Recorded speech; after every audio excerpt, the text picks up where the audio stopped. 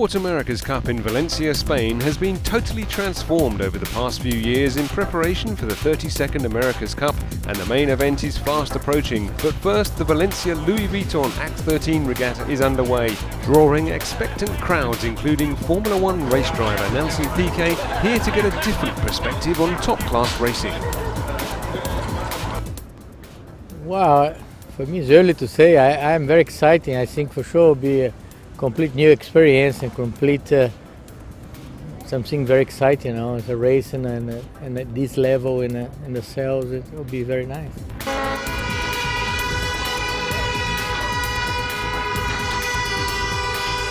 With two further fleet races planned today, the weather was unusually grey and overcast as these spectacular racing machines left the port, ready for competition and the chance to score valuable points out on the water.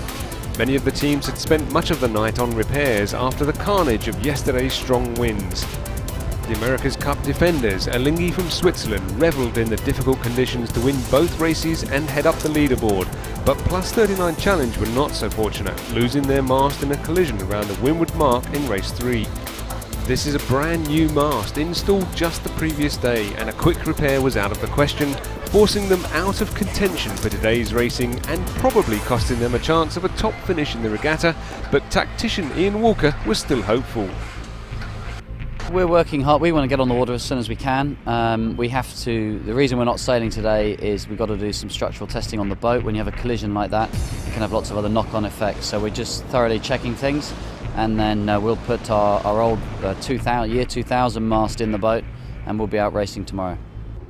But luck was on his side, as despite waiting out on the water for hours, the race committee eventually decided the winds were too fickle to race in and raised the AP over A flags to abandon racing for the day and send the fleet back to port.